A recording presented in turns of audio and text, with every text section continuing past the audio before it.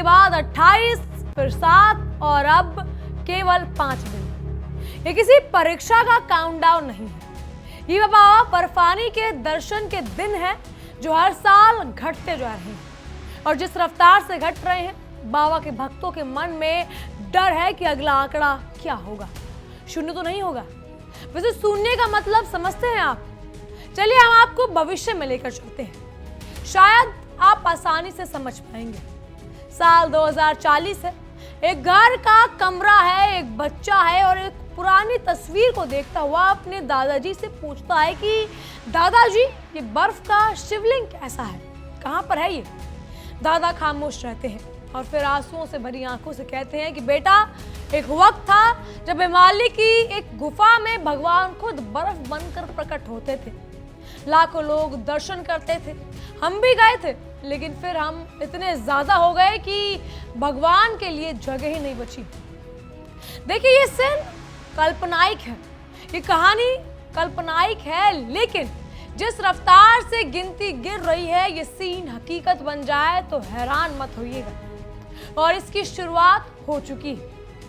7 जुलाई 2026 की सुबह हजारों भक्त जब बम बम भोले बोलते हुए बाबा अमरनाथ की गुफा में दाखिल हुए तो अंदर का नजारा देखकर पैर जम गए, क्योंकि जिस जगह पर बाबा बर्फानी विराजते थे वहां सिर्फ गीला पत्थर था, शिवलिंग गायब था। ये ना चोरी हुआ ना तोड़फोड़, बस बाबा चले गए। जो लोग गुफा के अंदर थे वो तो फिर भी किस्मत वाले थे, कम से कम वहां थे। असली दर्द उनका है जो रास्ते में थे, क्योंकि 3 लाख से अधिक श्रद्धालु, किसी ने महीने पहले रजिस्ट्रेशन करवाया, किसी ने सालों से कमाई जोड़ी, कोई बुजुर्ग माँ आखिरी यात्रा मानकर घर से निकली और सबके हिस्से में अब खाली गुफा है। क्योंकि जो बाबा कोविड में 38 दिन तक दर्शन दे रहे थे, इस बार केवल 5 दिन में चले गए। इसे आप इत्तेफाक कहेंगे या कुछ और? कहीं ऐसा तो नहीं कि हमारी भक्ति ही भगवान को दूर कर रही है? देखिए, व्हाट्सएप फॉरवर्ड वाले कह रहे हैं कि भगवान नाराज हो गए, कलयुग आ रहा है, पर हर बात के 2 पहलू होते हैं। एक जो आपको सुनने में अच्छा लगे और दूसरा जो आप बार बार फॉरवर्ड करें। आज बड़े पीड़ा से ये खबर करनी पड़ रही है। इस खबर की शुरुआत करने से पहले हम स्पष्ट कर दें कि हम आस्था पर सवाल नहीं उठा रहे। मैं खुद भोलेनाथ की सबसे बड़ी भक्त हूँ। मेरे और आप जैसे कई लोग बाबा भोलेनाथ के भक्त होंगे, लेकिन सच को जानने के लिए आपको आस्था के खिलाफ नहीं बल्कि उसे और मजबूत बनाना पड़ेगा। और ये सच समझने के लिए आपको 4 किरदार समझने पड़ेंगे जो हम आपको बताएंगे कि अमरनाथ में शिवलिंग कैसे बनता है। क्योंकि कोई इंसान तो बनाता नहीं है, मशीन बनाती नहीं है, बनाती है ठंड। दूसरा, वो भीड़ के बारे में बात करेंगे जो हर साल बढ़ रही है। तीसरा, वो आंकड़ा जिसे सुनकर आप हैरान हो जाएंगे। चौथा किरदार आपको इसके इतिहास के बारे में बताएंगे, क्योंकि 400 साल से यहाँ पीछे की कहानी और क्या रही है बाबा अमरनाथ की। अब शुरुआत करते हैं। अमरनाथ शिवलिंग को लेकर ये बनता कैसे है या इसे कौन बनाता है? तो देखिए, जम्मू कश्मीर के अनंतनाग जिले में ये कहानी शुरू होती है। बर्फ से ढके पहाड़ों के बीच एक गुफा है। सर्दियां आती हैं, गुफा की छत से पानी की बूंद टपकने लगती है, टप टप टप, और यहाँ पर एक जादू होता है। गुफा के अंदर ठंड इतनी है कि हर बूंद गिरते ही जम जाती है। बूंद के ऊपर बूंद, बर्फ के ऊपर बर्फ, ना कोई साचा ना कोई कारीगर, सिर्फ ठंड, पानी और वहां महीनों से नीचे से उठती एक शक्ल, शिवलिंग की। यही है हमारे बाबा बर्फानी। ये माना जाता है कि यहाँ शिवलिंग जो है वो चांद के साथ घटता बढ़ता है। जब पूर्णिमा होती है तो पूरा होता है, अमावस्या पर छोटा हो जाता है। यानी घटना बढ़ना इसका कुदरती स्वभाव है। अब आप ये लाइन याद रखिएगा, क्योंकि आगे यही लाइन बहुत बड़ा जवाब बनेगी। ये तो गुफा है जहां पर शिवजी ने माता पार्वती को अमर कथा सुनाई थी, और कथा इतनी गोपनीय थी कि रास्ते में सब कुछ छोड़ दिया था। नंदी को छोड़ दिया, जटा से चांद को छोड़ दिया, गले से सांप को छोड़ दिया, यहाँ तक कि अपने बेटे गणेश जी को भी महागुणुष पहाड़ पर छोड़ दिया। अब आप ये सोचिए कि जिस जगह के लिए भगवान ने इतना कुछ छोड़ा था, वह इंसान क्या लेकर पहुंच गया। पर इससे पहले इस गुफा की खोजी कहानी भी सुन लीजिए, क्योंकि कहानी भी अपने आप में कमाल है।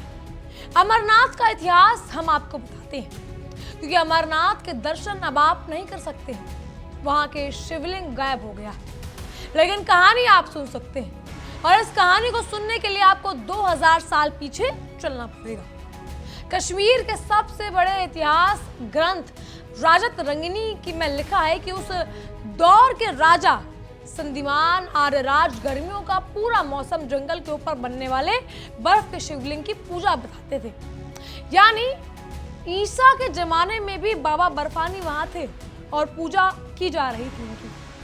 6ठी सदी के नीलमत पुराण में अमरश्वेर का साफ साफ जिक्र है, और भंगरीश संहिता में गुफा तक का पूरा रास्ता पड़ाव दर पड़ाव लिखा है। 15वीं सदी में कश्मीर के सुल्तान जैनुल आबादीन, जिन्हें कश्मीरी प्यार से बादशाह कहते हैं, वो खुद इस गुफा की यात्रा पर गए थे। आप सोचिए कि एक मुसलमान सुल्तान बाबा बर्फानी के दर पर गया था।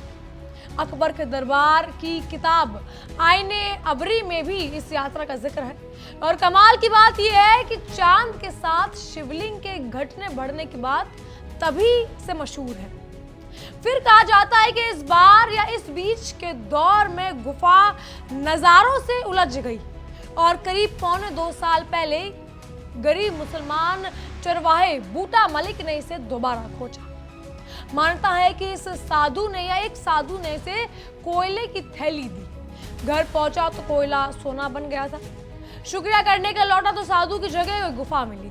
और फिर आगे की कहानी बाबा बर्फानी को लेकर आती है। साल 1898 में स्वामी विवेकानंद जी भी यही दर्शन करके धन्य थे।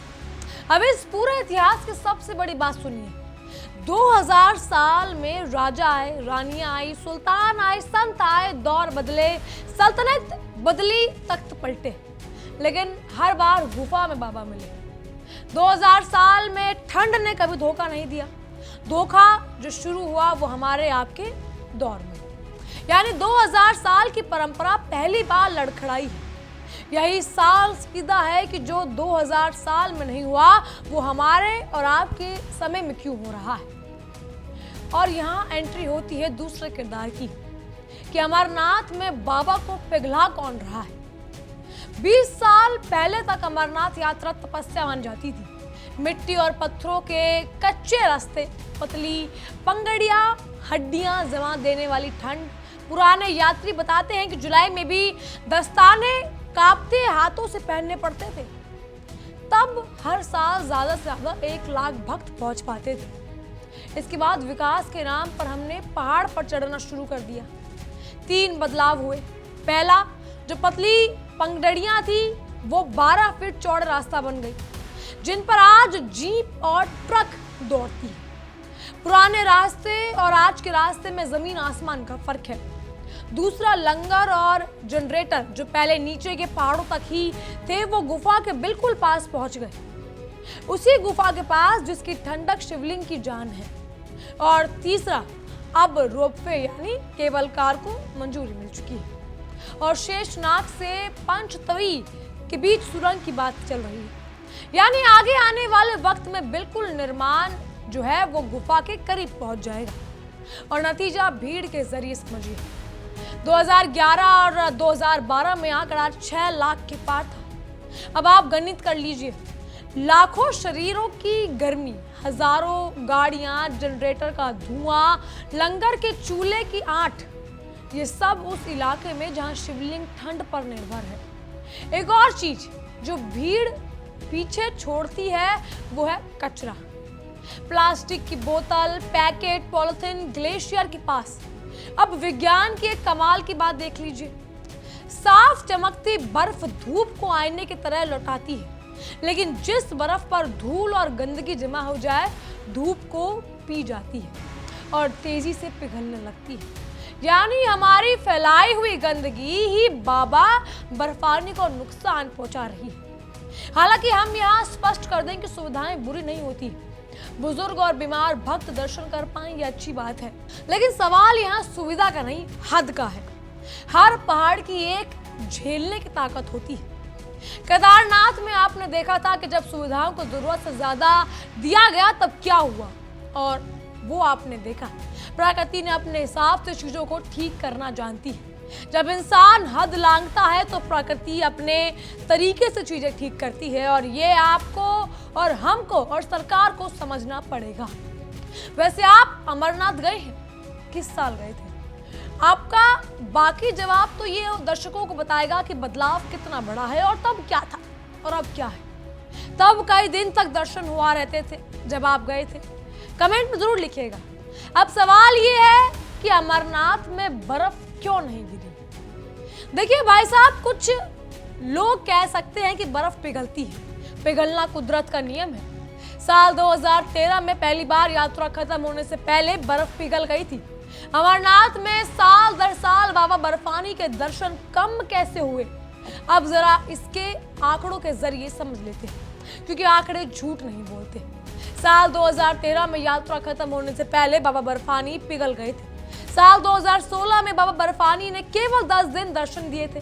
साल 2018 में 29 दिन दर्शन दिए, और साल 2022 में 18 दिन दर्शन दिए। 204 में दर्शन सिर्फ एक हफ्ता हुए थे। और इस बार 2026 की जो बात कर रहे हैं तो बाबा बर्फानी के दर्शन केवल 5 दिन हुए। कद 22 फीट से घटकर 12 फीट हर साल जल्दी हो रहा है, हर साल छोटा हो रहा है। देखिए, पिघलना कुदरत का नियम है, लेकिन हर साल पहले से जल्दी पिघलना कुदरत का नियम नहीं है। ये कुदरत की चीख है, और इस बार हद हुई है। कुदरती चक्र में बाबा अमावस्या पर छोटे होते थे, पूर्णिमा पर लौट आते थे, लेकिन इस बार का चक्र पूरा होने का इंतजार नहीं हुआ। बाबा गए तो बाबा लौटे नहीं। अब समझने वाली बात यह है कि शिवलिंग बनने के लिए 2 चीजें चाहिए। सर्दियों में खूब बर्फबारी और कड़ाके की ठंड, लेकिन इस बार दोनों नहीं हुई। इस बार की सर्दी में जम्मू कश्मीर में बारिश और बर्फबारी 65% कम हुई। 65%। आसान भाषा में कहें तो जितनी बर्फ गिरनी चाहिए थी उतनी या उसके आधी भी नहीं गिरी। हालात ये है कि जनवरी के पहले पखवाड़े में श्रीनगर समेत कई जिलों में बर्फ का एक टुकड़ा तक नहीं गिरा, और ये सबसे डरावनी बात है। हाँ, ये लगातार 7वीं सर्दी थी जब बर्फ ने कश्मीर से मुंह मोड़ा। 7वीं सर्दी, और नतीजा आपके सामने है। जिस बर्फ से बाबा बनते हैं वो इस बार आसमान से उतरी ही नहीं, तो बाबा बने ही नहीं। 7 फीट के बने, और यात्रा शुरू होने के 5 दिन के भीतर बाबा चले गए। अब आप सोचिए कि 90% लोग ऐसे हैं जो अब तक दर्शन नहीं कर पाए। वो भीड़ रास्तों में है। मतलब इस बार शुरुआती दिनों में रोज 20,000 से अधिक भक्त गुफा तक पहुंचे। इन लोगों के लिए सांसें, लाइटें, अंदर का तापमान बढ़ाया। बाबा के आसपास करीब 10 ग्लेशियर पिघल रहे हैं, यानी पूरे हिमालय को ही ये मानो फ्रीज से बाहर निकाल दिया। और यही वजह है कि आप समझने का वक्त आ गया है कि भक्तों की संख्या उतनी ही रखी है जो इतनी पहाड़ झेल सके। अब सवाल ये है कि क्या अमरनाथ अकेला है? कश्मीर के अनंतनाग में एक बाग है। अचाबल मुगल बादशाह जहांगीर की बेगम नूरजहां ने इसे बनवाया था। इस बाग की जान था इसका चश्मा। जब ये चश्मा बहना शुरू हुआ तो भारत ने जहांगीर का राज था। ताजमहल भी बना ही नहीं था, इसमें किनारे बेगम बैठी, फकीर बैठे। आजादी के बाद आम कश्मीरी परिवार पिकनिक मनाने गए। इसने मुगलों का दौर देखा, अंग्रेजों का राज देखा, हर जंग, हर तूफान, हर दौर में बहता रहा। 400 साल चश्मा गवा रहा। फिर एक सुबह पानी नहीं आया। बाग के माली ने पहली बार वो नजारा देखा जो 400 साल में किसी ने नहीं देखा था। सूखा पत्थर। हमारा दौर आया। चश्मा अपने इतिहास से पहली बार सूख गया। कहानी का सार ये है, कहानी सिर्फ अमरनाथ की नहीं, पहाड़ों की बर्फ की, या पहाड़ों की बर्फ ही नदियों, चश्मों और झरनों की मां है। बर्फ नहीं तो पानी नहीं, कश्मीर में सैकड़ों चश्मे सूख रहे हैं। और पहाड़ तो पहले से ही बोल चुके हैं। केदारनाथ 2013 हम और आप भूले नहीं होंगे। जोशीमठ की दरारें हमें अपनी आंखों के सामने देखी और पहली बार पहाड़ बोल रहे थे, या कहें कि पहाड़ अब खुलकर बोल रहे हैं, बार बार बोल रहे हैं, कभी सैलाब बनकर, कभी दरार बनकर, कभी पिघलते शिवलिंग बनकर। सवाल यह है कि पहाड़ बोल रहे हैं या नहीं। सवाल यह है कि हम सुनेंगे। और अब वो महत्वपूर्ण सवाल जो आप पूछ रहे थे कि बाबा बर्फानी जो 5 दिन दर्शन देकर चले गए, वो क्या भक्तों से नाराज है? अब देखिए, कुछ बुद्धिजीवी कह सकते हैं कि भैया क्लाइमेट चेंज का भगवान से क्या लेना देना, लेकिन हम उस धर्म से आते हैं जिसे हम सनातन कहते हैं। सनातन में प्रकृति भगवान है, गंगा माँ है, हिमालय देवता है और बर्फ हमारे भोलेनाथ है। जब बर्फ पिघलती है, सिर्फ मौसम नहीं बिगड़ता, प्रभु भी हमारे घायल होते हैं। विज्ञान और आस्था सनातन में आमने सामने नहीं, दोनों एक ही बात है। भाषा अलग अलग हो सकती है, इसीलिए वो सवाल कि क्या भगवान नाराज है? आप याद कीजिए जरा शिव जी को, गले में सांप, जटाओं में गंगा, शरीर पर भस्म, सवारी नंदी। शिव और कुदरत अलग है ही नहीं, शिव ही कुदरत है और कुदरत ही शिव है। हमारा सनातन पेड़ों से को पूछता है, नदियों को माँ कहता है, पहाड़ों को देवता बनाता है। इसीलिए अगर शिवलिंग पिघल रहा है तो भगवान रूठ कर नहीं गए, हमने उस कुदरत को घायल कर दिया जिसमें भगवान बसते। भगवान नाराज नहीं है दोस्तों, आप कुदरत को ठीक कीजिए, भगवान अपने आप लौट आएंगे। एक भक्त गुफा से लौट कर आया, उसकी बाइट में सुन रही थी। उसने कहा कि मैं तीसरे साल आया हूँ, फिर भी पूरे दर्शन नहीं हुए। गुफा ही बाबा है, रूप नहीं। बाबा का बुलावा है, आशीर्वाद नहीं। दिल को छू गई हमारी बात। बुजुर्ग माँ जो आखिरी यात्रा मानकर घर से निकली थी, उसने भी शायद यही कहा होगा, बुलावा आशीर्वाद है। यही सनातन की ताकत है। लेकिन इसी आस्था की एक जिम्मेदारी और है। जिम्मेदारी वापस लाती है 2040 वाले कमरे को। याद कीजिए, और शुरू में कहानी सुनाई थी हमने आपको। साल 2040 में एक बच्चा पूछा कि दादाजी ये बर्फ वाले भगवान कौन है? वो सीन हकीकत बनेगा या नहीं, ये आज हमें समझना है, क्योंकि गड़बड़ी इंसान की है और सुधार भी इंसान के हाथ में है। कोविड में भागदौड़ रुकी थी, गंगा जी साफ हो गई थी, आसमान नीला हो गया, पहाड़ भी लौट आए थे। बस मौका चाहिए सरकार और साइन बोर्ड के सतर पर हर दिन गिने चुने भक्त, लंगर और पक्के निर्माण, नीचे के पहाड़ों तक प्लास्टिक पर रोक लगाई जाए। और ये कोई अंदाजा नहीं है, आजमाया हुआ इलाज है।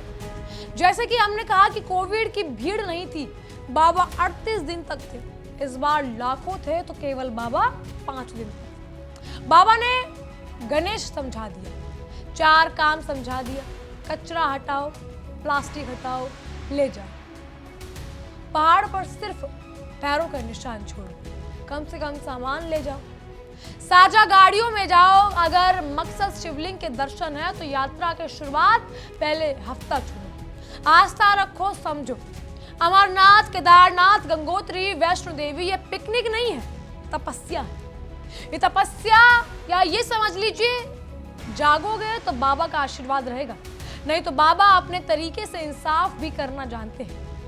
वो हमें दिखा भी देंगे, लेकिन बेहतर है कि हम समझें, क्योंकि मंदिर की रक्षा सिर्फ दीवारी की रक्षा नहीं होती है। मंदिर की रक्षा उस कुदरत की रक्षा है जिसमें भगवान प्रकट होते हैं। शिव का अभिषेक जल से होता है, पहाड़ों की बर्फ भी उसकी जल की मां है।